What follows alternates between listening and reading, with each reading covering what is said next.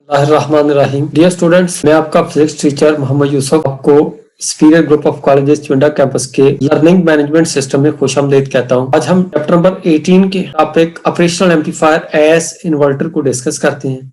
Lecture हमारा है यहाँ पे 10th। ये स्टूडेंट देखते हैं ऑपरेशनल एम्पलीफायर, ये हमारे पास सर्किट डायग्राम इसकी बनाई गई है। थोड़ा देखते हैं सर्किट डायग्राम ये बनी गई। इसके अंदर ये ऑपरेशनल एम्पलीफायर, ये सिर्फ ऑपरेशनल एम्पलीफायर, इसको हमने यूज किया है एज इन्वर्टर। मतलब यह है कि हमने इसके इन्वर्टर टर्मिनल पर इनपुट प्रोवाइड करनी है और आउटपुट हासिल करनी है। अब यहाँ पर हमारे पास इन्वर्टिंग टर्मिनल्स पर दो रेजिस्टेंस R1 और R2 कनेक्ट की गई है। आपको पता है कि जो हमारे पास टर्मिनल अर्थ किया जाता है उसका वोल्टेज जो है वो 0 होता है। इसके नॉन इन्वर्टिंग को हमने प्लस सिंबल से ज़ाहिर किया और इन्वर्टिंग टर्मिनल्स को हमने नेगेटिव सिंबल से ज़ाहिर किया है।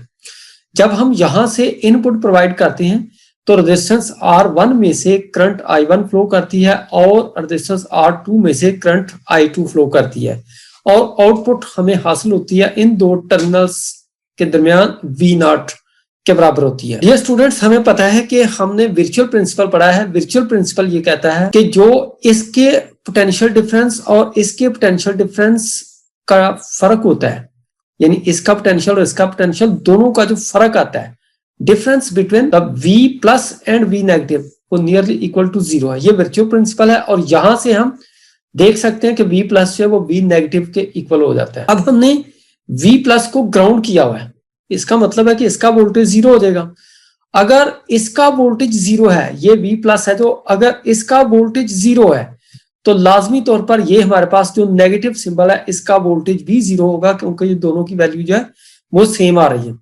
तो लिहाजा आउटपुट वोल्टेज में भी हो सकती है प्लस VCC या फिर नेगेटिव VCC के बराबर। इन दोनों वोल्टेज में से किसी एक वोल्टेज के बराबर आउटपुट जो है वो हासिल हो सकती है और ये मैक्सिमम वैल्यू जो आती है वो 12 वोल्ट आती है। अगर यहां पर है तो ये प्लस 12 वोल्ट होगी और यहां पर है तो ये नेगेटिव 12 वोल्ट होती है। स्टूडेंट देखते हैं जो हमारे पास आउटपुट वोल्टेज हासिल होने के बाद हम देखते हैं, कैलकुलेशन करते हैं। रेजिस्टेंस R1 में से जो करंट फ्लो कर रही है, current flowing through resistance R1, इसको I1 से लिखा है और ये ओम्स लॉ से potential difference between input and inverting terminal over आ जाएगा हमारे पास R1। यहाँ पर इसकी वैल्यू 0, पीछे हमने देखा है इसकी वैल्यू 0 यहाँ पर पुट करते हैं, ये वैसे का वैसे आ जाएगा। इसमें से इसको माइनस करते हैं तो ये सेम वैसे की वैसे ही वैल्यू आ जाती है। ये करंट आ गई हमारे पास जो R1 में से फ्लो कर रही है। इसी तरह जो R2 में से करंट फ्लो कर रही है, R2 में से फ्लो करने वाली करंट अगेन यहां पर आ जाएगा पोटेंशियल डिफरेंस इन्वर्टिंग टर्मिनल और आउटपुट के दरमियान, जो दोनों के दरमियान ये डिफरेंस आ रहा है, ये आ जाता है हमारे पास। इसकी वैल्यू तो आपको पता है ये 0 है, यहां पर भी आप इसकी वैल्यू 0 लगा देते हैं। ये देखिए हमने इसकी वैल्यू जब वो 0 लगाई, ये V0 वैसे का वैसे और ये माइनस V0 ओवर R2 जो वो वैसे का वैसे आ जाते हैं। अब पॉइंट P पर किरचॉफ्स फर्स्ट रूल, ये हमारे पास पॉइंट P है, ये पॉइंट P, इस पॉइंट पर आप किरचॉफ्स फर्स्ट रूल जो है वो अप्लाई करते हैं और किरचॉफ फर्स्ट रूल ये होता है इस पॉइंट की तरफ आने वाली तमाम करंट का मजमूआ और इस पॉइंट से आगे जाने वाली तमाम करंट्स का मजमूआ जो है वो किसके बराबर होता है, इक्वल होता है। Sum of all currents meeting at a point is equal to 0, ये हमारे पास फर्स्ट रूल है। तो यहां पर पॉइंट P के ऊपर हमने जब ये रूल लगाया तो ये I1 is equal to I2 के बराबर आ जाएगा। I1 की वैल्यू ये लिखी हुई यहां पर, ये वाली I1 की वैल्यू, ये I1 की वैल्यू है और ये हमारे पास I2 की वैल्यू, दोनों वैल्यू को यहां पर पुट कर दिया। ये I1 की वैल्यू लगाई और ये यहां पर हमने I2 की वैल्यू लगाई। अब स्टूडेंट यहां से आप इस R2 को आप इधर ले जाएंगे, इधर ले जाके मल्टीप्लाई कर देंगे इसके साथ, या इन दोनों की आपस में जगह इंटरचेंज कर देंगे, यहां पर आ जाएगा और ये जो I2 है V इनपुट है वो यहां पर आ जाएगी, दोनों आपस में इंटरचेंज कर देते हैं। तो यहां पर जो नेगेटिव R2 ओवर R1 है, ये हमारे पास रिलेशन आ जाती है बिटवीन टू रेजिस्टेंस, जो कि हमने ऑपरेशनल एम्पलीफायर के एक्सटर्नली यूज की गई है।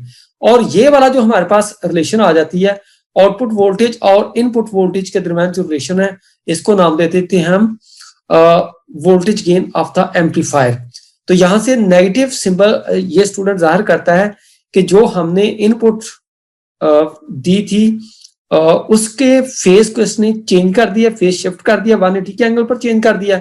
और यदि देखें जरा, इसको गेन ऑफ द एम्पलीफायर क्या देते हैं, नेगेटिव सिंबल ये जाहिर कर रहा है कि जो हमने इनपुट प्रोवाइड की थी वो 180 के एंगल पर चेंज हो गई है। मतलब ये है कि जो हमने इनपुट ऐसे प्रोवाइड की थी, ये इनपुट हमने प्रोवाइड की थी ऐसे, ये इनपुट थी, और आउटपुट जो हमें हासिल हुई थी, आउटपुट की फॉर्म हमें इस तरह मिली थी, ये वाली शेप में ऐसे।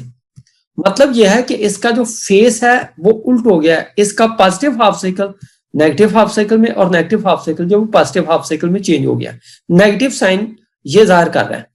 और R2 और R1 ये जाहिर करता है कि ये जो गेन ऑफ द एम्पलीफायर है ये एक्सटर्नली कनेक्ट की गई R2 और R1 रेजिस्टेंस के ऊपर डिपेंड करता है। एम्पलीफायर के अंदर क्या हो रहा है इससे इसका कुछ लेन देन नहीं है, इसके ऊपर ये डिपेंड नहीं करता, ये सिर्फ इस चीज के ऊपर डिपेंड करता है कि R2 और R1 की वैल्यूज कितनी है, इनकी रेशो क्या है, इस चीज के ऊपर डिपेंड करता है। तो स्टूडेंट, आज का टॉपिक जो कंप्लीट हुआ। अल्लाह हाफिज।